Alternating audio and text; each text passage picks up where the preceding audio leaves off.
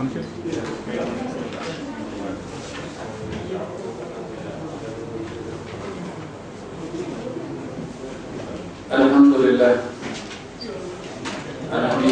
رب العالمین والصلاة والسلام علی اشرف الانبیاء والمرسلین وعلی آلہ وصحبہ اجمعین۔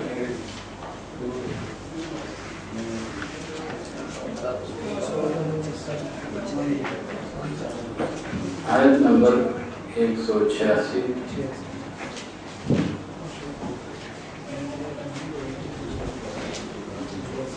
أعوذ بالله من الشيطان الرجيم أعوذ بالله من الشيطان الرجيم بسم الله الرحمن الرحيم بسم الله الرحمن الرحيم وإذا سألك عبادي عني فإني قريب وإذا سألك عبادي عني فإني قريب أجيب دعوة الداعي إذا دعان أجيب الدعوة إذا دعان فليستجيبوا لي فاستجيبوا لي وليؤمنوا بي وليؤمنوا بي لعلهم يرشدون لعلهم يرشدون۔ اے نبی میرے بندے، اگر تم سے میرے متعلق پوچھیں تو انہیں بتا دو کہ میں ان سے قریب ہی ہوں۔ پکارنے والا جب مجھے پکارتا ہے میں اس کی پکار سنتا اور جواب دیتا ہوں، لہذا انہیں چاہیے کہ میری دعوت پر لبیک کہیں اور مجھ پر ایمان لائیں۔ یہ بات تم انہیں سنا دو، شاید کہ وہ راہ راست پائیں۔ اس آیت میں ایک بہت ہی بڑی غلط فہمی کا جواب دیا گیا ہے، اور وہ یہ ہے کہ اللہ جو ہے وہ ہماری کہاں سنتا ہے۔ اور آج اس دور میں بھی لوگ کہتے ہیں ہم تو گناہ گار ہیں، اللہ گناہ گاروں کی نہیں سنتا۔ یہ ایک ایسی بات ہے کہ یہ اللہ پر بڑی تہمت ہے، یعنی اللہ گناہ گاروں کی نہیں سنتا اور نیکوکاروں کی سنتا ہے، پھر یہ تو کوئی بات نہیں۔ اللہ تعالیٰ نے اپنے رسول کو یہ بات بتائی کہ آپ ان سے کہہ دیں کہ انی قریب، میں گناہ گار ہے، نیکوکار ہے، سب کے قریب، لیکن لوگ یہ پکارتا ہے۔ دوسری بات یہ کہ اس تک پہنچنے کے لیے کسی واسطے کی ضرورت نہیں، اس نے خود ہی کہہ دیا ہے کسی بھی واسطے کی ضرورت نہیں، مجھے پکارو میں سنتا ہوں۔ لیکن بعض اوقات وہ دعائیں جو ہم مانگتے ہیں وہ ہم چاہتے ہوتے ہیں کہ جلدی قبول ہو جائیں۔ اللہ اپنے نظام کائنات کو حکمت کے مطابق اس کو جلدی اس کے لیے قبول کرنا ممکن نہیں ہوتا، ورنہ اس کا نظام خراب ہو جائے گا۔ تمہارے لیے روزوں کے زمانے میں راتوں کو اپنی بیویوں کے پاس جانا حلال کر دیا گیا ہے، وہ تمہارے لیے لباس ہیں اور تم ان کے لیے۔ اللہ کو معلوم ہو گیا ہے کہ تم چپکے چپکے اپنے آپ سے خیانت کر رہے تھے، مگر اس نے تمہارا قصور معاف کر دیا اور تم سے درگزر فرمایا۔ روزے جب فرض ہوئے تو مسلمان شاید یہ سمجھتے تھے کہ جس طرح دن کو سارا دن برائی سے پرہیز کرنا ہے، رات کو بھی نیکی یہ ہے کہ بیوی کے قریب نہ جائے۔ لیکن بہرحال انسان تھے، وہ اس کی پابندی نہ کر سکے، تو ایسا ان سے فعل ہوتا رہا۔ تو اللہ تعالیٰ نے پھر یہ کہا کہ نہیں، تمہیں اجازت ہے اس کی، اور جس کو تم شاید برائی سمجھ رہے تھے وہ برائی نہیں۔ اب تم اپنی بیویوں کے ساتھ شاباشی کرو اور جو لطف اللہ تعالیٰ نے تمہارے لیے جائز کر دیا ہے اسے حاصل کرو، یہ حلال ہے۔ نیز راتوں کو کھاؤ پیو یہاں تک کہ تم سیاہی شب کی دھاری سے سپیدہ صبح کی دھاری نمایاں نظر آ جائے۔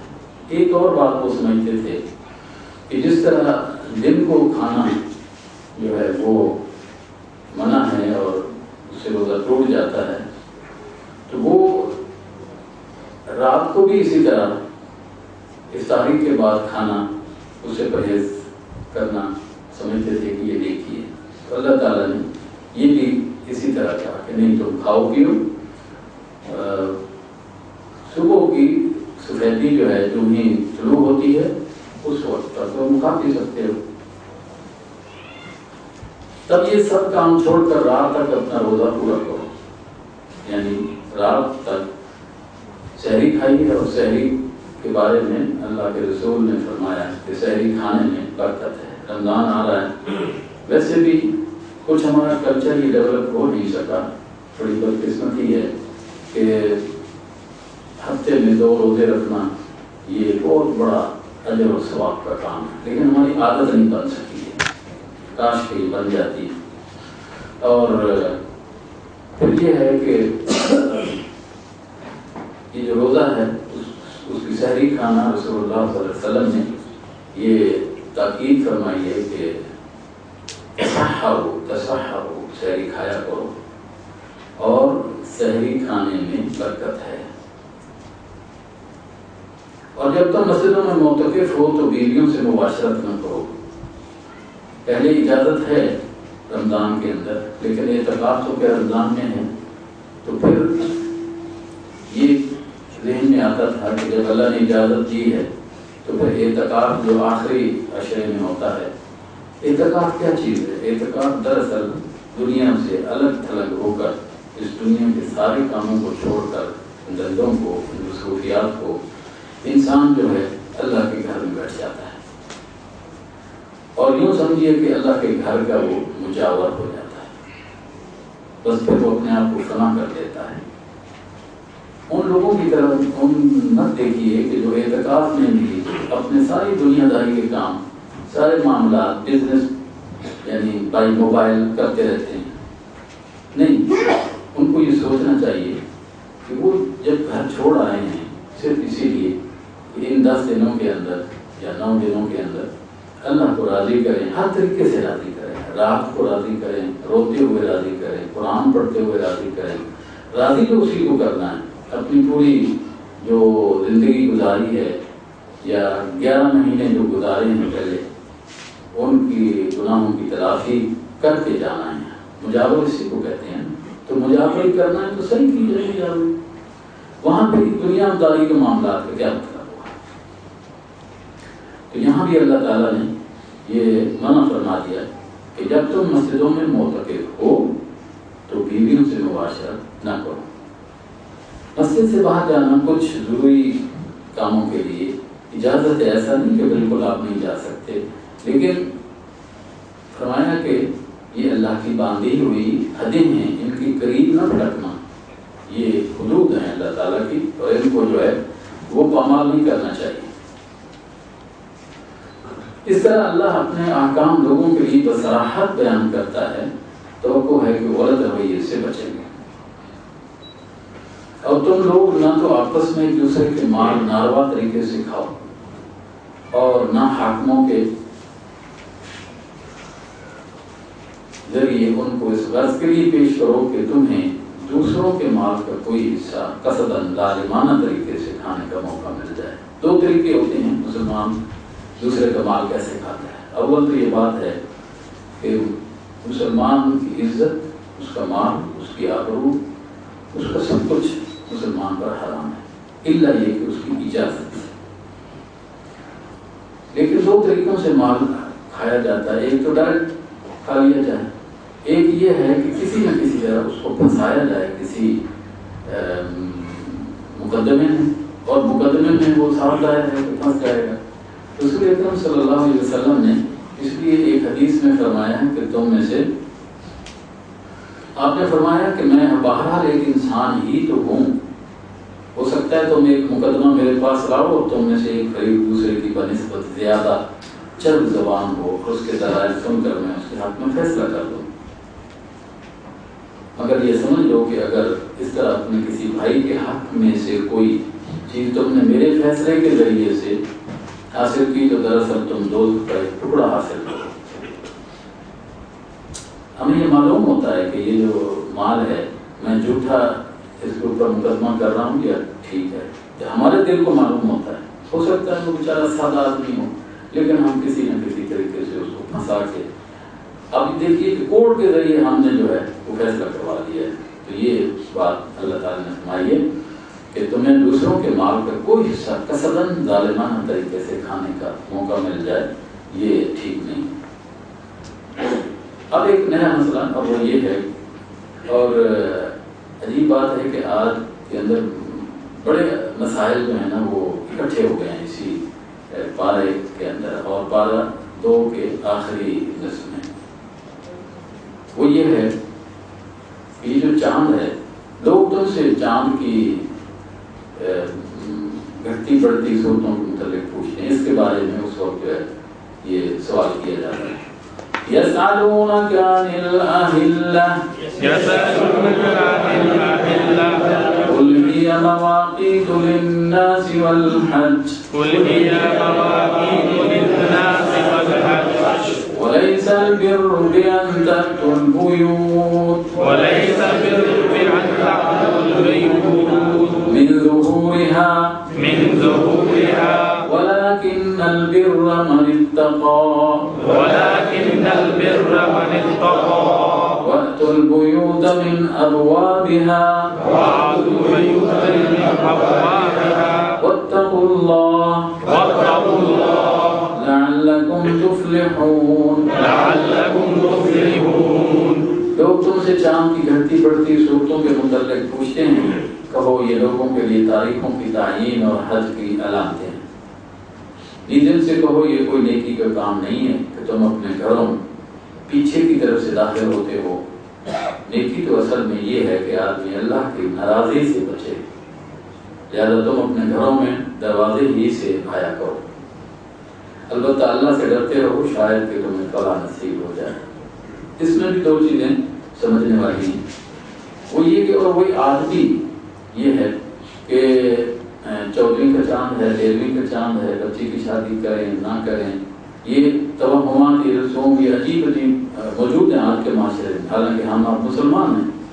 یہ اس وقت بھی ایسا تھا کہ چاند جو ہے یہ نوست والا چاند ہے، فلاں تاریخ نوست والی ہے، فلاں برکت والی ہے۔ یہ اللہ تعالیٰ نے فرمایا کہ اس چاند کے اندر کوئی چیز نہیں ہے، ہم نے اس چاند کو حج کے وقت کے لیے متعین کیا ہے، اس سے جو ہے تعین ہوتا ہے حج کے اوقات کا۔ دوسری چیز وہ یہ سمجھتے تھے کہ اگر حج کے لیے ہم نے احرام باندھ لیا اور پھر کوئی ضرورت محسوس ہوئی تو پھر اپنے اصل دروازے سے گھروں میں داخل نہیں ہوتے تھے، وہ پیچھے سے کود کے آتے تھے۔ اس کو وہ نیکی سمجھتے تھے، کیونکہ وہ سمجھتے تھے کہ اصل گھروں کے اصل دروازے سے واپس آنا، ہم تو نیکی کے لیے نکل گئے تھے، اب یہ دنیا داری ہو جائے گی۔ یہ بھی ایک غلط فہمی تھی، تو اللہ تعالیٰ نے اس کو بھی دور فرما دیا اور فرمایا کہ واتقوا اللہ لعلکم تفلحون۔ اصل نیکی کیا ہے کہ اللہ کی نافرمانی کرنے سے بچو، ایسا اگر کیا تو پھر تم جو کامیاب ہو جاؤ۔ اور تم اللہ کی راہ میں ان لوگوں سے لڑو جو تم سے لڑتے ہیں، مگر زیادتی نہ کرو کہ اللہ زیادتی کرنے والوں کو پسند نہیں کرتا۔ یہ وہ آیت ہے جو جہاد اور قتال کے متعلق سب سے پہلی اجازت دی گئی۔ دیکھیے سورہ مدنی ہے، اور مدنی صورت میں میں نے آپ کو بتایا کہ جہاد، قتال اور معاملات، نکاح، طلاق، پوری پریکٹیکل لائف کے جو ہیں 10 سالوں کے اندر یہ معاملات جو ہیں وہاں کیے گئے۔ مکہ کے اندر توحید، رسالت، آخرت، 3 پوائنٹ تھے جن کے اوپر فوکس کیا گیا، اور وہاں یہ مدنی صورت ہے تو مکہ میں مسلمانوں کو روکا گیا، ہاتھ نہیں اٹھا سکتے، صبر کرو صبر کرو صبر کرو، وہاں اپنا دفاع بھی نہیں کر سکتے تھے۔ لیکن مدینہ میں اب وہ وقت آ گیا کہ اب اجازت ملی، تو یہ اجازت جو ہے فرمایا کہ تم اللہ کی راہ میں ان لوگوں سے لڑو جو تم سے لڑتے ہیں۔ اب اگر کوئی تم سے لڑے تو پھر تم بھی لڑو ان کے ساتھ، اور اسی لیے کسی کو اب زیادتی مت کرنے دو۔ اور اس آیت کے آنے کے فوراً بعد ہی غزوہ بدر جو ہے وہ واقع ہوئی۔ ان سے لڑو جہاں بھی تمہارا ان سے مقابلہ پیش آئے، اور انہیں نکالو جہاں سے انہوں نے تم کو نکالنا ہے، یعنی اب تم بدلہ لے سکتے ہو۔ اس لیے کہ قتل اگرچہ برا ہے مگر فتنہ اس سے بھی زیادہ برا ہے۔ اب فتنہ جو ہے کہ یہ ہمیشہ تمہیں مکہ سے انہوں نے نکال دیا اور سب کچھ تمہارا چھین لیا اور مسجد حرام سے تمہیں نکال دیا، تو اب جو ہے وقت آ گیا ہے کہ تم بھی ان کو نکالو وہاں سے۔ اس لیے کہ قتل اگرچہ برا ہے مگر فتنہ اس سے بھی زیادہ برا ہے، اور مسجد حرام کے قریب جب تک وہ تم سے نہ لڑیں تم بھی نہ لڑو، مگر جب وہ وہاں لڑنے سے نہ جھکیں تو تم بھی بے تکلف انہیں مارو، کہ ایسے کافروں کی یہی سزا ہے۔ اب بالکل جو ہے سیدھی سیدھی بات ہو گئی ہے کہ وہ اگر مکے میں بھی تمہیں مارے، مسجد حرام میں بھی تم سے قتال کریں تو تم بھی کرو، لیکن پہلے تم زیادتی نہ کرو، یہ بات۔ تو جان لو کہ اللہ معاف کرنے والا اور رحم فرمانے والا ہے۔ فرمایا کہ تم ان سے لڑتے رہو یہاں تک کہ فتنہ باقی نہ رہے اور دین اللہ کے لیے ہو جائے۔ دین کیا چیز ہے؟ دین اس سسٹم آف لائف کو کہتے ہیں، اس نظام میں زندگی کو کہتے ہیں جس کو اللہ اور اس کے رسول نے انسانوں کے لیے پسند کیا ہے۔ اس دین کو بحیثیت نظام زندگی اس دنیا کے اندر پھیلانا، نافذ کرنا، اقامت دین، یہ ایک مسلمان کی زندگی کا مقصد ہے۔ انسان یہاں کھانے پینے چلنے چکنے جانوروں کی طرح نہیں آیا ہے، اس اللہ کی زمین پر اللہ کے دین کو بحیثیت نظام زندگی نافذ کرنا۔ چند چیزوں کا نام دین نہیں ہے، نماز روزہ حج زکات دین نہیں، پوری زندگی کا نام، اور پھر صرف اپنے گھر کے اندر نہیں، ساری اس زمین پر اللہ کی زمین ہے، اس کا دین کس کا؟ اسی کا ہے، تو زمین بھی اسی کی ہے، تو اس کے اوپر انسان سٹرگل کرے، اس کو جہاد کہا جاتا ہے۔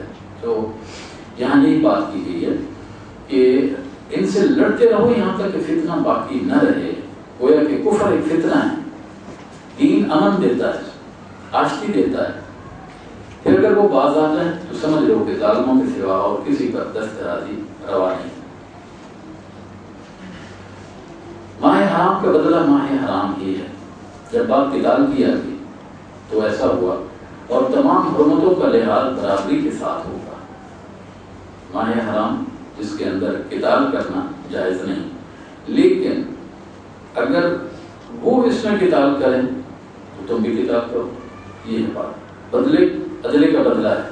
فرمایا الشہر الحرام بالشہر الحرام والحرمات قصاص، قصاص بدلے کو کہتے ہیں، بدلہ لو تم۔ وہ اگر دیکھیے 3 مہینے جو ہیں وہ اشہر الحرام کہلاتے ہیں، ذی القعدہ، ذی الحجہ اور محرم، یہ ایام حج بھی کہلاتے ہیں۔ ان کے اندر حضرت ابراہیم علیہ السلام کے دور سے یہ لوگ جو ہیں وہ قتال نہیں کرتے تھے، لڑائی جھگڑے اگرچہ آپس میں ہوتے تھے لیکن ایسا نہیں کرتے تھے۔ اور چوتھا مہینہ جو ہے وہ انہوں نے عمرے کے لیے رکھا ہوا تھا، اس میں بھی وہ نہیں لڑتے تھے، وہ ہے رجب کا۔ یہ 4 مہینے جو ہیں یہ اشہر الحرام کہلاتے ہیں۔ لیکن ایک دفعہ ایسا واقعہ ہو گیا کہ حضور صلی اللہ علیہ وسلم نے اپنے کچھ صحابہ کو، جن کی تعداد 8 بتائی جاتی ہے، مکہ کی طرف بھیجا تاکہ مکہ والوں کے کیا عزائم ہیں وہ انفارمیشن لے آئیں۔ لیکن وہاں ان کا کسی کے ساتھ مٹ بھیڑ ہو گئی، کوئی قافلہ تجارتی جا رہا تھا، انہوں نے ایک آدھ آدمی کو جو ہے قتل بھی کر دیا، مال غنیمت جو ہے وہ لے آئے مدینہ۔ اور وہ بالکل رجب جو ہے وہ ختم ہوا جاتا تھا، آخری تاریخ تھی، آگے کیا ہوتا ہے شعبان شروع ہو رہا تھا۔ اس کے باوجود بھی منافقوں نے اور مشرکین مکہ نے یہ فتنہ کھڑا کر دیا کہ دیکھیں انہوں نے اشہر الحرام میں سے رجب جو ہے اس کے اندر یہ انہوں نے قتال کیا ہے، اگرچہ رسول اللہ صلی اللہ علیہ وسلم نے ان سے کہا کہ تمہیں ایسا نہیں کرنا چاہیے تھا اور نہ میں یہ مال غنیمت لیتا ہوں۔ اسی کا جواب دیا گیا کہ اگر تم ان مہینوں میں قتال کرو گے تو مسلمانوں کو بھی اجازت ہے، لیکن اس طرح تم فتنہ کھڑا کر دو کہ جی وہ یہ ہو گیا اور وہ ہو گیا، حالانکہ رجب کا مہینہ ختم ہو گیا تھا، آخری تاریخ بھی ختم ہو گیا تھا، آگے شعبان شروع ہو گیا۔ تو اسی کی بات ہے کہ اگر تم ان مہینوں میں کرو گے قتال تو مسلمانوں کو بھی اجازت ہے، لہذا جو تم پر دسترازی کرے تم بھی اسی طرح اس پر دسترازی کرو۔ اللہ تعالیٰ سے ڈرتے رہو اور یہ جان رکھو کہ اللہ انہی لوگوں کے ساتھ ہے جو اس کی حدود توڑنے سے پرہیز کرتے ہیں۔ اللہ کی راہ میں خرچ کرو اور اپنے ہاتھوں اپنے آپ کو ہلاکت میں نہ ڈالو۔ احسان کا طریقہ اختیار کرو کہ اللہ محسنوں کو پسند کرتا ہے۔ اللہ کی راہ میں خرچ کرنا اور پھر اپنے آپ کو ہلاکت میں نہ ڈالو، ہلاکت میں نہ ڈالو، اس نقطے کو سمجھ لیجیے۔ دیکھیے بات یہ ہے کہ اللہ کے راستے میں خرچ کرنا ہے تاکہ اس کا دین قائم ہو، اقامت دین کی بات ہے، نیکی اور اچھائی اس دنیا کے طرف ہے، ٹھیک ہے، اس کے لیے انسان خرچ کرتا ہے۔ اور اگر نہیں خرچ کرو گے تو ہوگا کیا؟ اس دنیا میں بھی ہلاک ہو جاؤ گے۔ کیوں؟ کہ کفر پھیلے گا، جب کفر پھیلے گا تو تمہیں بھی ختم کرے گا وہ، تو گویا کہ تم نے اپنے آپ کو خود ہی ہلاک کر لیا کہ اللہ کے دین کے لیے پیسہ خرچ نہیں کیا تو اس کا سبب تم بن گئے، اور آخرت میں تو سزا ہونی ہے۔ یہ اس کا مطلب یہ ہے کہ اللہ کی راہ میں خرچ کرو اور اپنے ہاتھوں سے اپنے آپ کو ہلاکت میں نہ ڈالو۔ احسان کا طریقہ اختیار کرو کہ اللہ محسنوں کو پسند کرتا ہے۔ احسان کیا ہے؟ حسن سے ہے، اور احسان دراصل کہا جاتا ہے کہ کسی بھی کام کو جو ہے اس انداز میں کیا جائے کہ اس کو حق ادا کر دیا جائے، اس کو احسان کہا جاتا ہے۔ محسن وہ ہوتا ہے، دیکھیے 4 درجے ہیں، ایک ہے ایمان، پہلا درجہ ہے، دوسرا ہے اسلام، تیسرا ہے تقوی اور چوتھا ہے احسان۔ یہ 4 درجے اس ترتیب سے یاد رکھیے۔ ایمان انسان لاتا ہے تو مومن ہو جاتا ہے، دائرہ اسلام میں داخل ہو جاتا ہے۔ اسلام، جب وہ اسلام کا معنی ہوتا ہے کہ سرنڈر کر دیتا ہے، اب اس کی ساری رائے ختم ہو گئی، جو اللہ اور اس کے رسول کی ہے اس کو اسلام کہا جاتا ہے۔ اطاعت، فرما برداری، سرے خم کر دینا، ٹھیک ہے، یہ سارا اسلام کہلائے گا۔ تقوی وہ اس سے اوپر والا درجہ ہے کہ کوئی نہیں جانتا لیکن اللہ جانتا ہے، اس کو تصور کو سامنے رکھتے ہوئے۔ اور احسان ان سب کا کلائمیکس ہے، وہ اعلیٰ درجہ ہے کہ وہ بہت کم لوگ ہوتے ہیں۔ حضور صلی اللہ علیہ وسلم نے فرمایا احسنوا ولو فی الذبح، صحابہ سے کہا احسان کا رویہ اختیار کرو حتیٰ کہ ذبح کرتے ہوئے بھی۔ صحابہ بڑے حیران رہ گئے کہ یا رسول اللہ ہم تو ذبح کر رہے ہیں تو احسان کیا کر رہے ہیں؟ آپ نے فرمایا احسان یہ ہے کہ اپنی چھری کو، چاقو کو تیز رکھو تاکہ اس کی جان جلدی نکل جائے۔ ذبح تو کرنا ہی، لیکن اگر وہ کھنڈ ہوگی تو کیا ہوگا؟ تو یہ احسان نہیں ہوگا۔ تو ہر کام میں اس کو اس طرح کیا جائے کہ وہ حق ادا کر دیا جائے، تو اس کو احسان کہا جائے، اور یہ اعلیٰ درجہ ہے۔ یہاں جو اللہ کے راستے میں خرچ کرنا ہے، یہ اس طریقے سے خرچ کرو کہ پھر احسان جب لاتے نہ پھرو کہ میں نے کہ اللہ کے راستے میں اتنا دے دیا، یہ کر دیا، وہ نہیں، بس اس کو اللہ کے راستے میں خرچ کرو۔ اللہ کی خوشنودی کے لیے جب حج اور عمرے کی نیت کرو تو اسے پورا کرو، اور اگر کہیں گر جاؤ تو جو قربانی میسر آئے اللہ کی جناب میں پیش کرو۔ بات یہ ہے کہ جب انسان حج کے لیے جاتا ہے اور عمرے کے لیے تو اپنی قربانی ساتھ لے جاتا ہے۔ یہ اس وقت کی بات ہے جب ابھی جو اس وقت طریقہ ہے وہ 3 قسمیں حج کی کو آگے میں بیان کرتا ہوں۔ تو اس وقت وہ عمرے کے لیے جاتے تھے تب بھی قربانی کا جانور ساتھ لے جاتے تھے، اور حج کے لیے تب بھی۔ یہ بات وہی ہو رہی ہے کہ اللہ کی خوشنودی کے لیے جب حج اور عمرے کی نیت کرو تو اسے پورا کرو۔ نیت کرنے کے بعد راستے سے مت واپس آ جاؤ، اور اگر کہیں گر جاؤ تو جو قربانی میسر آئے اللہ کی جناب میں پیش کرو۔ یہاں یہ بتایا جا رہا ہے کہ جو بھی قربانی آپ لے کر جا رہے تھے، آپ اب نہیں جا سکتے، کوئی رکاوٹ پیدا ہو گئی، ٹھیک ہے، لیکن اس قربانی کو بھیجو۔ کیسے بھیجو؟ ایک تو وہ جانور ہے جو ساتھ تھے، چل جانور دے دیں، دوسرا ایک حاجی جا رہا ہے وہ لے جائے گا، وہاں قربانی کرے گا۔ ایک علماء نے یہ کہا کہ یہ طریقہ ہے کہ ٹھیک آپ ایسے بھیج دو، وہاں وہ جا کر خرید کر ذبح کر دیں۔ تو یہ 2 طریقے ہیں۔ اور فرمایا اور اپنے سر نہ موڑو جب تک کہ قربانی اپنی جگہ نہ پہنچ جائے۔ رکاوٹ یہاں پیدا ہو گئی، لیکن آپ کے پیسے یا آپ کی قربانی جب تک وہاں نہیں پہنچ جاتی اس وقت جو ہے وہ سر نہیں مڑائے جا سکتے۔ تمام عبادات میں اللہ تعالیٰ اپنے بندے کی ان حالات کو بھی سامنے رکھتا ہے اور اس کے لیے سہولت مہیا کرتا ہے کہ وہ بہرحال انسان ہے، اس کو حالات ایسے پیش آ سکتے ہیں۔ فرمایا کہ مگر جو شخص مریض ہو یا جس کے سر میں کوئی تکلیف ہو اور اس بنا پر اپنا سر منڈوا لے تو اسے چاہیے کہ فدیے کے طور پر روزے رکھے یا صدقہ دے یا قربانی دے۔ 3 چیزیں۔ ایک آدمی کو کوئی تکلیف، بیماری آ گئی، اب وہ کیا کرے گا؟ سر اگر نہیں مڑاتا تو بیماری اور بڑھ جائے گی، مختلف بیماریاں ہو سکتی ہیں، تو سر تو اس وقت منڈوانا ہے کہ جب قربانی دے دی جائے، لیکن ابھی وہ وقت نہیں آیا کہ اس کو یہ بیماری لاحق ہو گئی اور وہ حج کی کیفیت میں ہے یا عمرے کی کیفیت میں، تو پھر اللہ تعالیٰ نے اس کے لیے آسانی پیدا کی۔ وہ کیا ہے کہ وہ روزے رکھ لے، ٹھیک ہے، وہ 3 روزے۔ دوسرا کہ 6 مسکینوں کو کھانا کھلا دے، یا یہ ہے کہ ایک بکری ذبح کرے، یہ اس کا فدیہ ہوگا جو اس کو یہ حج کے اندر یہ خلل واقع ہو گیا کہ وہ صحیح طریقے سے اس کو نہیں کر سکا، تو یہ ہے۔ پھر اگر تمہیں امن نصیب ہو جائے اور تم حج سے پہلے مکے پہنچ جاؤ، یعنی رکاوٹ دور ہو گئی، اب مکے پہنچ گئے، تو جو شخص تم میں سے حج کا زمانہ آنے تک عمرے کا فائدہ اٹھائے وہ حسب مقدور قربانی دے۔ اب وہ وہاں ٹھہرا ہوا ہے اور حج ابھی آنا ہے، تو عمرہ اس نے کر لیا، آپ میں سے جنہوں نے حج کیا ہے پہلے عمرہ بھی کرتے ہیں، پھر اب تو ایسا ہی ممکن ہے کیونکہ حج کی 3 قسمیں، حج قران ہے، حج تمتع ہے، حج افراد ہے۔ حج قران والا جو ہے قربانی وہاں سے لے کر جہاں سے وہ چلا ہے وہ ساتھ ہی لے کر آتا ہے۔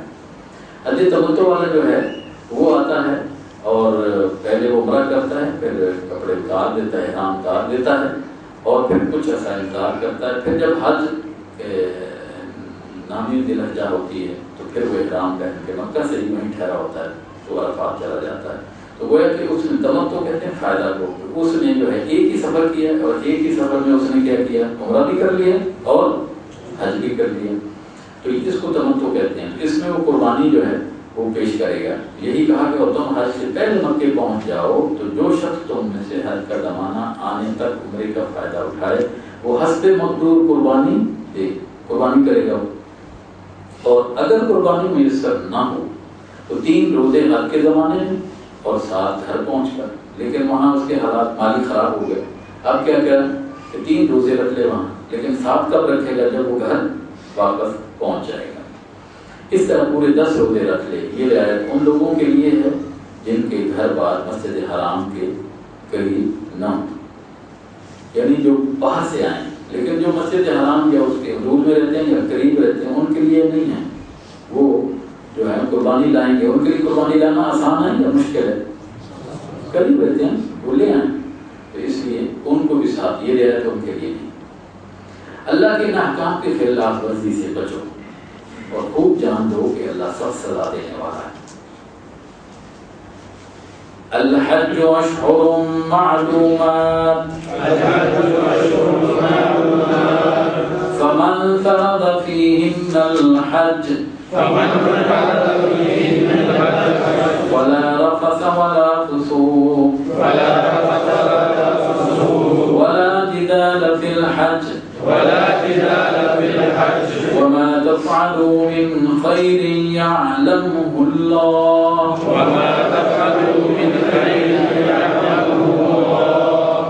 وتزودوا فإن خير الزاد التقوى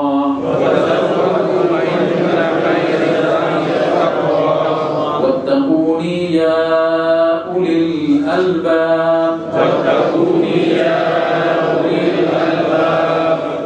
حج کے مہینے سب کو معلوم ہے، جو شخص ان مقرر مہینوں میں حج کی نیت کرے، میں نے پہلے ذکر کیا 3 کون سے؟ ذی القعدہ، ذی الحجہ، یہ محرم، یہ 3 ہو گئے اور ایک جو ہے عمرے کے لیے، تو یہ تو جو شخص ان مہینوں میں حج کی نیت کرے اسے خبردار رہنا چاہیے کہ حج کے دوران میں اس سے کوئی شہوانی فعل، کوئی بدعملی، کوئی لڑائی جھگڑے کی بات سرزد نہ ہو۔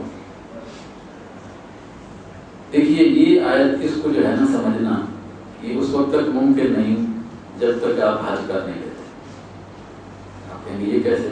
میں بھی اس کو جب تک میں نے حج نہیں کیا یہ آیت سمجھ نہیں آتی۔ دیکھیے اس میں کہا کہ بد فعلی، بدعملی، شہوانی فعل، لڑائی جھگڑا، آپ بتائیں کہ اللہ کہ گھر کی طرف انسان گیا ہے، شوق سے گیا ہے، اور وہاں جو ہے وہ ایسی نیکی کرنے گیا ہے، وہاں لڑائی جھگڑے کرنے کا کیا مطلب؟ سمجھ میں نہیں آتی یہ بات۔ مثلا ہم نماز پڑھنے جاتے ہیں تو مسجد کے اندر لڑائی کرتے ہیں؟ نہیں کرتے نا، یہ ہمارے عقل تسلیم نہیں کرتی ہے۔ لیکن حج میں بھی یہی بات ہم سوچتے ہیں کہ وہاں لڑائی جھگڑے کا کیا مطلب ہے، لیکن سچی بات یہ ہے کہ جتنا لڑائی جھگڑا وہاں ہوتا ہے اور کسی جگہ نہیں ہوتا۔ بار بار آپ کو غصہ آئے گا، بار بار غصہ آئے گا۔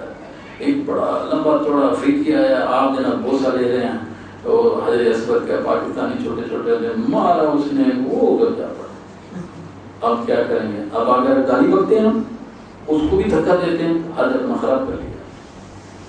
جیسے روزہ دار کو کہا گیا کہ اگر کوئی تمہیں کچھ کہے تو تم نے کیا کہنا ہے؟ نہیں نا، کچھ بدلہ نہیں لے سکتے۔ حج میں بھی یہی ہے۔ تو یہاں پر یہ سمجھ نہیں آتی تھی اس وقت کہ لا رفث ولا فسوق ولا جدال فی الحج، مطلب وہاں کیا انسان اپنی بیوی سے مباشرت کرے گا، یہ تصور نہیں کر سکتا، لیکن ایسا ہوتا ہے وہاں۔ اور وہاں فسق و فجور بھی نافرمانی بھی ہوتی ہے، اور لڑائی جھگڑا تو بالکل لمحے ہوتا ہے، لمحے ہوتا ہے۔ تو اللہ تعالیٰ نے منع کر دیا، جو لڑے گا، جو یہ کام کرے گا، اس کا حج خراب ہو گیا۔ اور جو نیک کام تم کرو گے وہ اللہ کے علم میں ہے، کس نیت سے کیا۔ سب حج کے لیے ذات راہ ساتھ لے جاؤ، اور سب سے بہتر ذات راہ پرہیزگاری ہے۔ دیکھیے یہ بھی ایک اس میں پوائنٹ ہے، اور وہ یہ ہے کہ اس وقت اسلام سے پہلے جو لوگ حج کے لیے جاتے تھے وہ ذات راہ نہیں لیتے تھے، وہ کہتے تھے وہ تو دنیا ہے نا، اس دنیا کو ہم ساتھ لے کر جائیں، ہم دنیا کو ساتھ نہیں لے جائیں گے۔ تو گویا کہ ہم اللہ پہ توکل کرتے ہوئے جائیں۔ تو اللہ تعالیٰ نے کہا کہ نہیں، وہ ساتھ لوگ، لیکن اس میں کوئی شک نہیں ہے کہ سب سے بہترین ذات راہ کیا ہے؟ وہ تقویٰ ہے۔ تو کہا کہ واتقونی یا اولی الالباب، اے عقل والو تم مجھ سے ہی ڈرتے رہو۔ اور اگر حج کے ساتھ ساتھ تم اپنے رب کا فضل بھی تلاش کرتے جاؤ، یعنی بزنس بھی کرتے جاؤ، تو اس میں کوئی مذاکرہ نہیں، کوئی حج نہیں، یہ بھی ہو سکتا ہے۔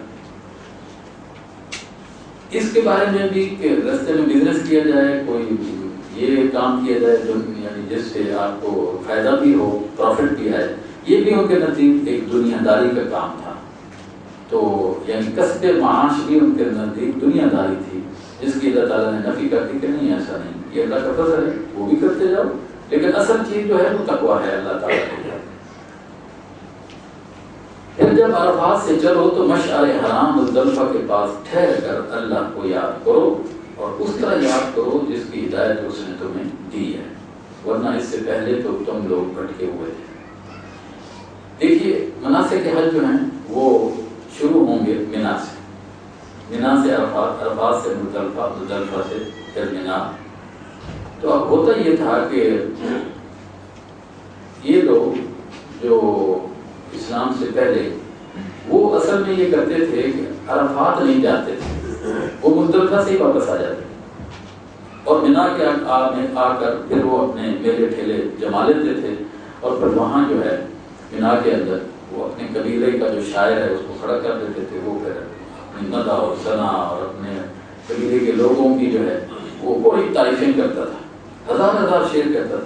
پھر دوسرے قبیلے کا شاعر آ گیا، تو وہ گویا کہ منا کے اندر یہ سارا کچھ کرتے تھے۔ عرفات جانا وہ ان کے نزدیک کوئی نیکی کا کام نہیں تھا۔ تو اللہ تعالیٰ نے یہی فرمایا کہ پھر جب عرفات سے چلو تو مشعر حرام کے پاس ٹھہر کر اللہ کو یاد کرو، چلے کہ تم اپنے آبا و اجداد کو یاد کرو، اللہ کو یاد کرو، مشعر حرام جو ہے، اور اس طرح یاد کرو جس کی ہدایت اس نے تمہیں دی ہے، ورنہ اس سے پہلے تو تم لوگ پڑھ گئے۔ پھر جہاں سے اور سب لوگ پلٹتے ہیں وہیں سے تم بھی پلٹو، یہ نہیں کہ تم جو ہے مزدلفہ سے پلٹو اور اللہ سے معافی چاہو، جو کچھ اب تک ہو گیا اس کی معافی چاہو، یقیناً وہ معاف کرنے والا اور رحم فرمانے والا ہے۔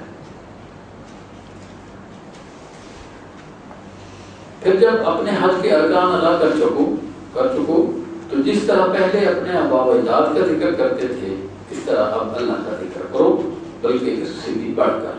مگر اللہ کو یاد کرنے والے لوگوں میں بھی بہت فرق ہے۔ ان میں سے کوئی تو ایسا ہے جو کہتا ہے کہ اے ہمارے رب ہمیں دنیا ہی میں سب کچھ دے دے، سب کچھ دنیا میں دے دے، ایسے شخص کے لیے آخرت میں کوئی حصہ نہیں۔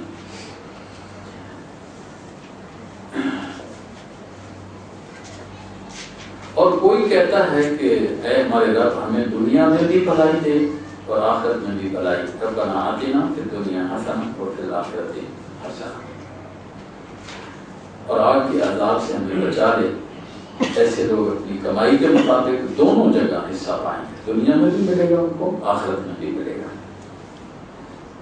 اور اگر ایسا معاملہ نہیں ہے، صرف دنیا ہی، تو پھر اللہ کو حساب چکاتے کچھ دیر نہیں لگتی، واللہ سریع الحساب، بہت جلدی حساب چکا دیتا ہے۔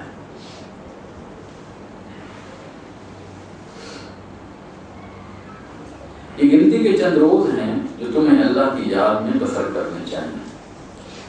حج میں زیادہ سے زیادہ اللہ کو یاد کرنا چاہیے۔ اس طرح ہم نماز پڑھنے جاتے ہیں۔ آج تھوڑا سا میں اس موضوع پہ بھی ذرا بات کرنا چاہتا ہوں۔ کبھی ہم نے اپنی نمازوں پہ جائزہ لیا؟ یہ نمازیں جو بھاگے بھاگے جاتے ہیں اور بس ابھی سلام ایک تو پھر جاتا ہے تو دوسرا پھرنے کے ساتھ ہی اٹھ کے بھاگے چلے آتے ہیں۔ کبھی جائزہ لیا ہے نمازوں؟ یہ نمازیں کیا ہیں؟ یقین ہمارے ساتھ سے اوپر جاتے ہیں۔ جبکہ صحابہ کی نمازوں کا دیکھیں کہ رسول اللہ صلی اللہ علیہ وسلم فرمائے کہ نماز اس طرح پڑھیے گویا کہ آپ اللہ کو دیکھ رہے ہیں، اللہ کے سامنے۔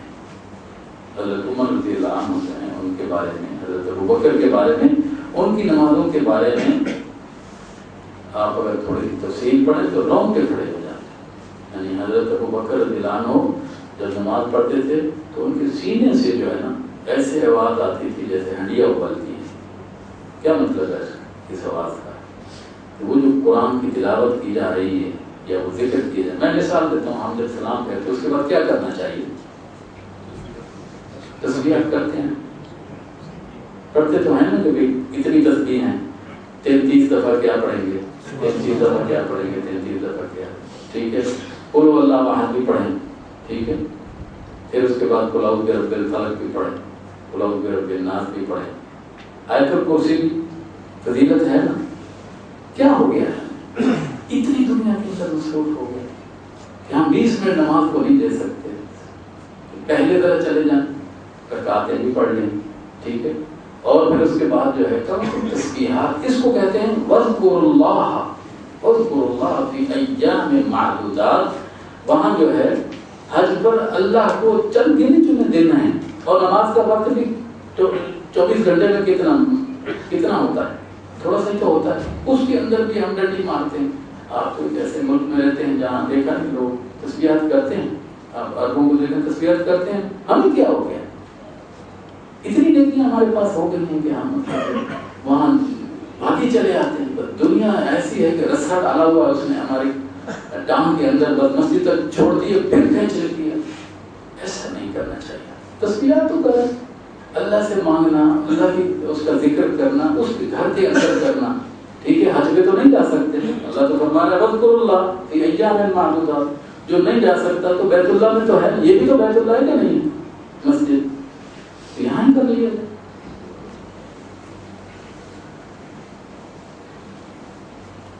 فرمایا کہ جو مینا میں 2 دن میں بھی وہاں سے واپس آیا جا سکتا ہے اور 3 دن میں بھی، تو یہ گنتی کے چند روز ہیں جو تمہیں اللہ کی یاد میں بسر کرنے ہیں مینا کے اندر بھی۔ اور یہ سارا ایک جو یہ عرفات، مزدلفہ، مینا اور طواف وداع اور طواف زیارت، پھر جو کوئی جلدی کر کے 2 ہی دن میں واپس ہو گیا تو کوئی حج نہیں، اللہ نے سہولت دی، 2 دن میں چلایا تب بھی کوئی حج نہیں، اور جو کوئی دیر زیادہ ٹھہر کر پلٹا تو بھی کوئی حج نہیں، اور نیکیاں کمایا، بشرطے کہ یہ دن اس نے تقویٰ کے ساتھ بسر کی۔ یہ ہر جگہ دیکھیے تقوی کی بات کی جا رہی ہے، وہاں یہ نہیں کہ وہاں کوئی اپنی گپیں چل رہی ہیں، کوئی اور اپنے وہ ہو رہے ہیں، تقویٰ کی بات جو ہے نا وہ کی۔ اللہ کی نافرمانی کرنے سے بچو اور خوب جان رکھو کہ ایک روز اس کے حضور میں تمہاری پیشی ہونے والی ہے۔ یہ سب کچھ جو جلدیاں ہیں نا یہ ختم ہو جائیں گی، سب کا حساب دینا۔ انسانوں میں کوئی تو ایسا ہے جس کی باتیں دنیا کی زندگی میں تمہیں بہت بھلی معلوم ہوتی ہیں اور اپنی نیک نیتی پر وہ بار بار خدا کو گواہ ٹھہراتا ہے، قسمیں اٹھاتا ہے، میں ایسا ہوں، میں ایسا ہوں، میں ایسا ہوں، حالانکہ اس قسموں کے زیر سایہ جو ہے اس کی آڑ میں وہ سب سے زیادہ دشمن حق ہوتا ہے، لڑائیاں جھگڑے کرے گا، وہ جی کیا آپ دین کیا کریں گے ہم، اب بس مایوس ہوتا ہے، لڑائیاں کرتا ہے، اس دور میں نہیں چلتا یہ نظام، اس قسم کی بات ہے۔ جب اسے اقتدار حاصل ہو جاتا ہے تو زمین میں اس کی ساری دوڑ دھوپ اس لیے ہوتی ہے کہ فساد پھیلائے، کھیتوں کو غارت کرے، نسل انسانی کو تباہ کرے، حالانکہ اللہ جسے وہ گواہ بنا رہا تھا فساد کو ہرگز پسند نہیں کرتا۔ لیکن آج ہمیں بھی یہی بات کی جاتی ہے، ہم مسلمان دہشت گرد، ہم نے یہ کیا، ہم نے وہ کیا، لیکن کبھی ان سے کوئی پوچھے تم نے کیا کیا؟ تم نے ایٹم بم جاپان میں تم نے گرایا یا ہم نے گرایا؟ لاکھوں انسانوں کو ویتنام میں تم نے مارا یا ہم نے مارا؟ افریقہ سے امریکہ کو آباد کرنے کے لیے لاکھوں انسانوں کو جہازوں میں بھر کے وہاں منتقل کرنے والے تم ہو یا ہم ہیں؟ اور جو رستے میں وہاں مر گئے ان کو سمندر کے حوالے کر دیا، اور جو بچ گئے وہ وہاں ریڈ انڈین کہلائے، ان کو تم بھی جانے والے یا ہم؟ لیکن ہم ہی دہشت گرد کاؤنٹ ہوتے ہیں، یہ بالکل مبرہ ہیں، اور یہی اصل بات کی جو قرآن نے کہی ہے۔ حالانکہ اللہ جسے وہ گواہ بنا کر فساد کو ہرگز پسند نہیں کرتا، اور جب اس سے کہا جاتا ہے کہ اللہ سے ڈر تو اپنے وقار کا خیال اس کو گناہ پر جما دیتا ہے۔ ایسے شخص کے لیے تو بس جہنم ہی کافی ہے، اور وہ بہت برا ٹھکانہ ہے۔ دوسری طرف انسانوں ہی میں کوئی ایسا بھی ہے، دیکھیے قرآن کا انداز دیکھیے، وہ اگر مومنین کی بات کرے گا، ان کے اوصاف بیان کرے گا، ان کی صفات بیان کرے گا، تو اس کے بعد پھر وہ کافروں کی بھی، منافقین کی بات بھی کرے گا، تاکہ کمپیئر ہو سکے یہ کون ہے اور یہ کون ہے۔ تو میں نے شروع میں آپ کو کہا تھا کہ آپ اندازہ کرتے جائیں، نوٹ کرتے چلے جائیں کہ اللہ والے جو ہیں وہ ان کی صفات کیا ہیں اور جو دوسرے ہیں وہ کیا ہیں۔ اب دیکھیے یہاں یہ بات آئی پہلے، اب یہ آئی دو رضا الہی کی طلب میں اپنی جان کھپا دیتا ہے، اور ایسے بندوں پر اللہ بہت مہربان ہے۔ اے ایمان لانے والو، اب تمہیں کیا کرنا چاہیے؟ ادخلوا فی السلم کافہ، تم اس گروہ کے ساتھ ہو یا اس گروہ کے ساتھ ہو، تمہیں اگر داخل ہونا ہے اسلام میں پورے کو بولے جائے، منافقت دو رنگی چھوڑ دو، دو رنگی نہیں چلے، یہ ادھر ہو جاؤ یا ادھر ہو جاؤ، اور شیطان کی پیروی نہ کرو کہ وہ تمہارا کھلا دشمن ہے۔ جو صاف صاف ہدایات تمہارے پاس آ چکی ہیں، اگر ان کو پا لینے کے بعد پھر تم نے لفظ کھائی تو خوب جان لو کہ اللہ سب پر غالب اور حکیم و دانا ہے۔ یہ ساری چالاکیاں، یہ سارے منصوبے، یہ سارے جو ہیں اس کے سامنے کچھ بھی نہیں، فیل ہو جائیں گے۔ اور اس نے اپنی دو صفات کا ذکر کیا، ان اللہ فاعلموا، جان لو ان اللہ عزیز، وہ بہت زبردست ہے، حکیم، وہ بہت حکمت والا ہے۔ دیکھیے جب بھی کسی کے پاس اقتدار اور قوت ہوتی ہے، اس قوت اور اقتدار کی بنیاد پر وہ بعض اوقات ظلم کرتا ہے، لیکن اللہ تعالیٰ قوت والا ہے، اقتدار والا ہے، سب کچھ ہے، لیکن ساتھ حکیم بھی ہے۔ اس سے یہ توقع نہیں ہے کہ وہ کیا ہے، اپنی اس قوت کی بنیاد پہ کیا کرے گا، وہ زیادتی کرے گا، یہ ممکن نہیں ہے۔ وہ واحد ذات ہے، باقی جتنے انسان ہیں تھوڑی سی طاقت ملتی ہے وہ کر ڈالتے ہیں اس کے اندر۔ ان ساری نصیحتوں اور ہدایتوں کے بعد بھی لوگ سیدھے نہ ہوں تو کیا اب وہ اس کے منتظر ہیں کہ اللہ بادلوں کا جو ہے چتر لگائے، فرشتوں کے پرے ساتھ لیے خود سامنے آ موجود ہو؟ تو ابھی کسی کا انتظار کر رہے ہیں؟ یہ سارا کچھ نصیحتیں بتا دی اور فیصلہ ہی کر ڈالا جائے۔ اس کا مطلب یہ ہے کہ مکے والے بھی یہی کہتے تھے کہ جو لوگ انتظار میں ہیں کہ نہیں ابھی تو ہم جوان ہیں، ابھی تو بڑی عمر پڑی ہے، چلنا خیر عمر میں کچھ دین کی بات کر لیں گے، کچھ ہم کام کر لیں گے، نیکیاں کر لیں گے، نمازیں پڑھ لیں گے، ابھی تو بڑی عمر پڑی ہے۔ یہ اسی زمرے میں آتا ہے، اسی زمرے، کوئی پتہ نہیں ہے، کسی وقت اللہ اپنے فرشتے کو بھیجے، اس کا نام کیا ہے؟ سب کو نام یاد تو ہونا چاہیے، اس کا نام نہ بھولیں، اسرائیل کا، اسرائیل کا نام نہ بھولیں، کسی کو بھی بھیج سکتا ہے، جا ذرا اس کو قبول کر کے لیا۔ اور اس کے باوجود بھی اگر کوئی بہت زیادہ طاقتور سمجھتا ہے تو وہ مکے والے بھی یہی کہتے تھے کہ اللہ ہمیں کیوں نہیں نظر آتا، آتا کیوں نہیں، فرشتے ہمیں کیوں نہیں نظر آتے؟ تو اللہ تعالیٰ نے جواب دیا تھا وقال الذین لا یرجون لقاءنا لولا انزل علینا الملائکۃ، تو ہم پر فرشتے کیوں نہیں اترتے؟ او نرا ربنا، یا ہم یہ رب کو دیکھ لیں۔ وہاں قیامت میں جب فرشتے نظر آئیں گے کیا خوشخبری لے کر آئیں گے؟ تو فرشتہ تو یہاں بھی آ سکتا ہے نا، تو اس لیے اس وقت کا انتظار نہ کیا جائے کہ اللہ اپنے فرشتوں کے ساتھ آ جائے اور پھر معاملہ وہ فیصلہ ہی کر دے۔ آخر کار سارے معاملات پیش تو اللہ ہی کے حضور ہونے والے ہیں۔ سل بنی اسرائیل کم آتیناہم من آیت بینہ،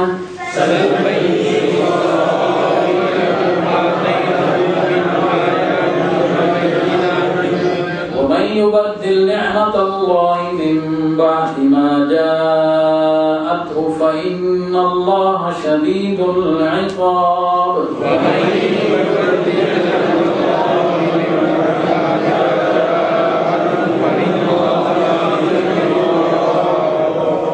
بنی اسرائیل سے پوچھو کیسی کھلی کھلی نشانیاں ہم نے انہیں دکھائی ہیں، اور پھر یہ بھی انہی سے پوچھ لو کہ اللہ کی نعمت پانے کے بعد جو قوم اس کو شقاوت سے بدلتی ہے اسے اللہ کیسی سخت سزا دیتا ہے۔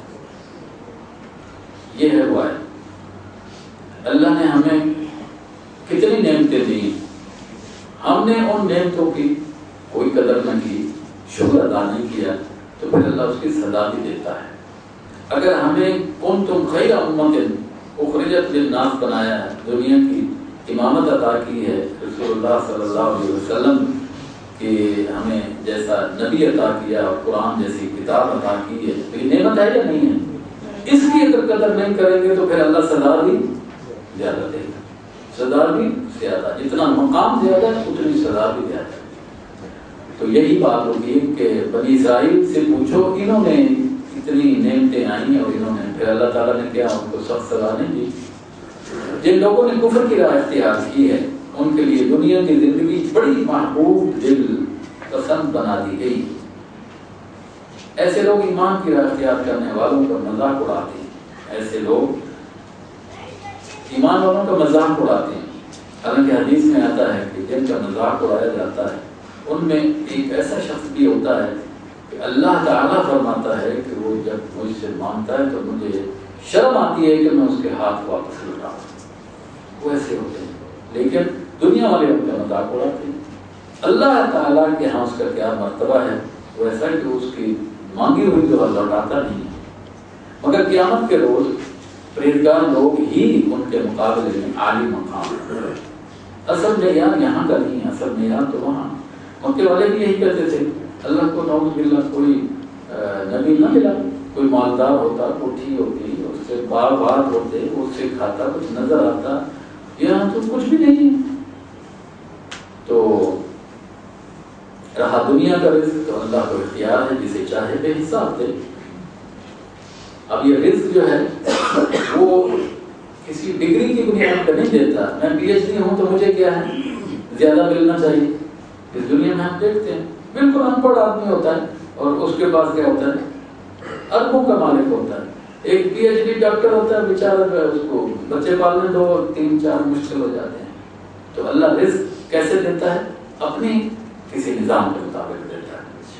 تو یہی ہے کہ جسے چاہے بے حساب دیتا ہے۔ ابتدا میں سب لوگ ایک ہی طریقے پر تھے، پھر یہ حالت باقی نہ رہی اور اختلافات رونما ہوئے۔ تب اللہ نے نبی بھیجے جو راست روی پر بشارت دینے والے اور کج روی کے نتائج سے ڈرانے والے تھے، اور ان کے ساتھ کتابیں برحق نازل کی تاکہ حق کے بارے میں لوگوں کے درمیان جو اختلافات رونما ہو گئے تھے ان کا فیصلہ کرے۔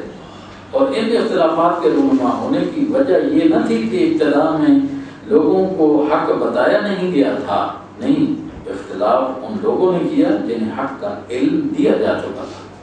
اختلاف کبھی بھی اس دنیا میں انسانی تاریخ میں بے علمی کی بنیاد پر نہیں ہوا۔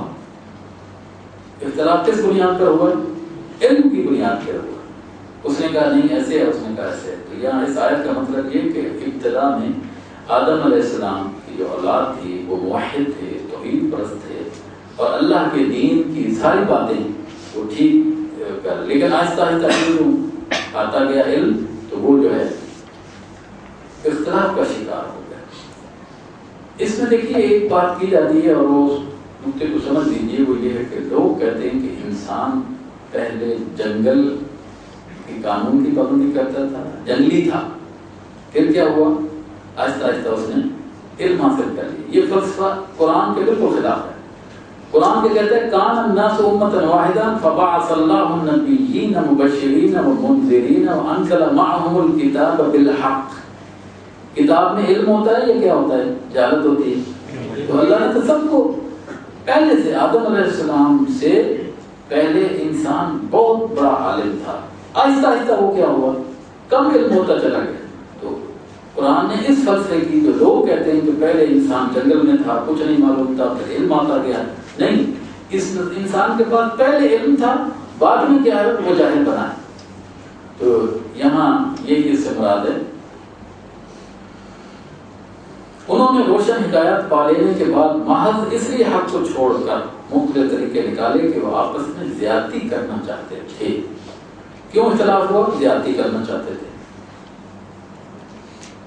بس جو لوگ انبیاء پر ایمان لے آئے انہیں اللہ نے اپنے اذن سے اس حق کا راستہ دکھا دیا۔ تو جو ایمان لے آئے اللہ تعالیٰ نے اسی بھی راستہ دکھایا۔ جس میں لوگوں نے اختلاف کیا تھا اللہ جسے چاہتا ہے راہ راست دکھا دیتا ہے۔ پھر کیا تم لوگوں نے یہ سمجھ رکھا ہے کہ یوں ہی جنت کا داخلہ تمہیں مل جائے گا؟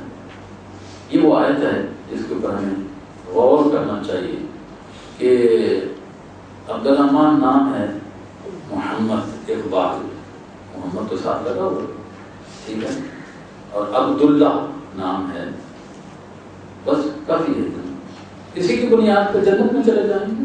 اللہ تعالیٰ نے ام حسبتم ان تدخلوا الجنة ولما يأتكم مثل الذين خلوا من قبلكم، کیا تم نے یہ خیال کیا کہ تم جنت میں داخل ہو جاؤ گے اور تمہیں ان ساری چیزوں سے نہیں گزارا جائے گا جو پہلے تم سے گزارے گئے؟ پھر کیا تم لوگوں نے یہ سمجھ رکھا ہے کہ یوں ہی جنت کا داخلہ تمہیں مل جائے گا، حالانکہ ابھی تم پر وہ سب کچھ نہیں گزرا جو تم سے پہلے ایمان لانے والوں پر گزر چکا ہے۔ ان پر سختیاں گزری، مصیبتیں آئیں، ہلا مارے گئے، حتیٰ کہ وقت کا رسول اور اس کے ساتھ ہی اہل ایمان چیخ اٹھے کہ اللہ کی مدد کب آئے۔ اس وقت انہیں تسلی دی گئی کہ ہاں اللہ کی مدد قریب ہے۔ یہ رسول تک چیخ اٹھے۔ یہ رسول اللہ صلی اللہ علیہ وسلم فرماتے ہیں کہ وہ لوگ، ان کو آروں سے چیخ دیا گیا، کنگھیوں سے گوشت نوچ لیا گیا۔ تو کیا جنت آسان ہے؟ حضور صلی اللہ علیہ وسلم آل یاسر جن کو امیہ بن خلف جو ہے وہ عذاب دیتا تھا مکہ کی تپتے ریت پر یا پتھروں پر اور ہوتے دیتا تھا پانی میں، رسول اللہ صلی اللہ علیہ وسلم کا گزر ہوا تو آل یاسر نے کہا کہ یا رسول اللہ الا تری ما نحن فیہ، یہ ظالم تو ہمیں مار ہی دیتا ہے، آپ دیکھ نہیں رہے ہمارے ساتھ کیا گزر رہی۔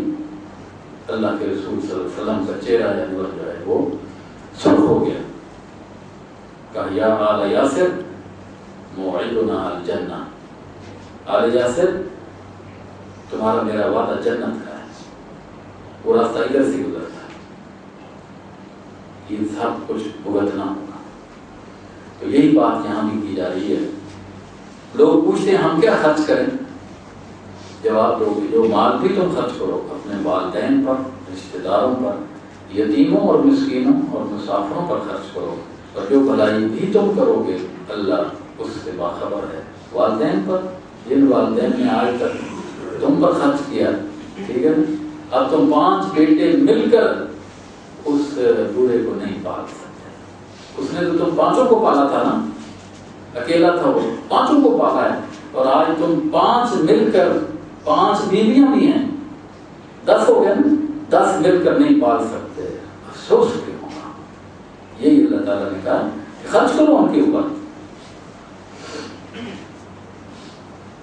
تمہیں جنگ کا حکم دیا گیا وہ تمہیں ناگوار ہے. اللہ تعالیٰ نے یہاں اب اس کا اذن عام ہو گیا ہے کہ اب کیا ہے کتب علیکم القتال وهو کرہ لکم.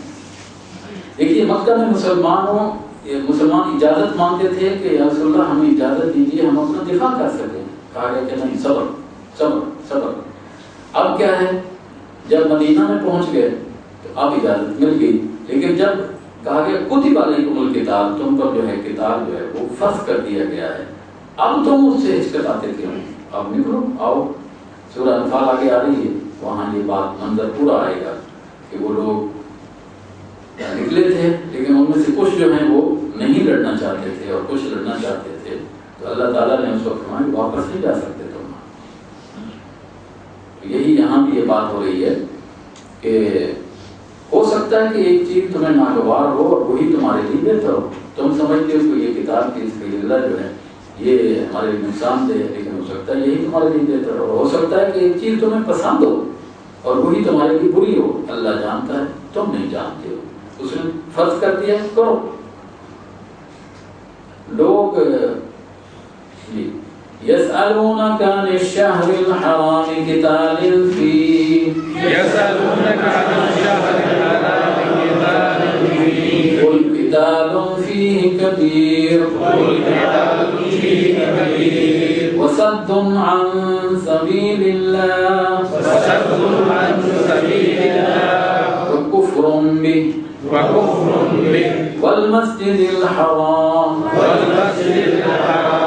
وإخراج أهله منه أكبر عند الله والفتنة أكبر من القتل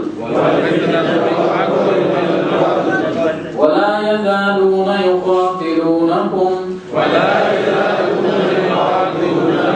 حتى يردوكم عن دينكم إن استطاعوا ومن يرتد منكم عن دينه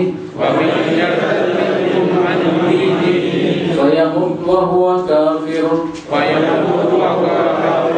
فأولئك حبطت أعمالهم في الدنيا والآخرة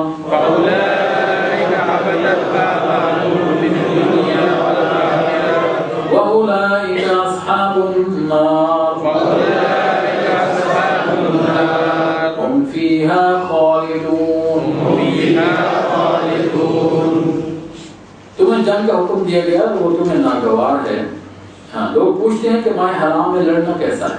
پھر وہی سوال بار بار آ رہا ہے، کہو اس میں لڑنا بہت برا ہے، مگر راہ خدا سے لوگوں کو روکنا اور اللہ سے کفر کرنا اور مسجد حرام کا راستہ خدا پرستوں پر بند کرنا اور حرم کے رہنے والوں کو وہاں سے نکالنا اللہ کے نزدیک اس سے بھی زیادہ برا ہے. جن لوگوں کو تم نے نکال دیا ہے ان کے بارے میں نہیں سوچے، سب کچھ چھین لیا ہے. اور فتنہ خون ریزی سے شدید تر ہے. وہ تم سے لڑے ہی جائیں گے حتیٰ کہ اگر ان کا بس چلے تو تمہیں اس دین سے پھیر لے جائیں. اور یہ خوب سمجھ لو تم میں سے جو کوئی اس دین سے پھرے گا اور کفر کی حالت میں جان دے گا اس کے اعمال دنیا اور آخرت دونوں میں ضائع ہو جائیں گے. ایسے سب لوگ جہنمی ہیں اور ہمیشہ جہنم ہی میں رہیں گے. بخلاف اس کے جو لوگ ایمان لائے ہیں جنہوں نے خدا کی راہ میں اپنا گھر بار چھوڑا اور جہاد کیا وہ رحمت الہی کے جائز امیدوار ہیں اور اللہ ان کی لغزشوں کو معاف کرنے والا اور اپنی رحمت سے انہیں نوازنے والا ہے. لفظ استعمال کیا گیا ان الذین آمنوا والذین ہاجروا وجاہدوا فی سبیل اللہ. جہاد کا لفظ استعمال کیا گیا ہے. جہاد اس وقت ہمارا دشمن جو ہے وہ سمجھتا ہے کہ جہاد نام لڑائی اور جنگ کا ہے. نہیں، جہاد لفظ جدوجہد سے، تو جدوجہد قلم سے بھی ہو سکتی ہے، زبان سے بھی ہو سکتی ہے، مال سے بھی ہو سکتی ہے، اور کتاب اس کا آخری سٹیج ہے. لیکن ہمارا دشمن جو ہے ہمارا مد مقابل اس کو پہلے بیان کرتا ہے. جہاد تو لفظ ہی پاکیزہ ہے، پاکیزہ لفظ استعمال کیا ہے. جہاد کا معنی جدوجہد کرنا ہے. کس چیز کے لیے؟ اس زمین پر امن قائم ہو جائے. تو اس وقت وقفہ کر لیتے ہیں. آپ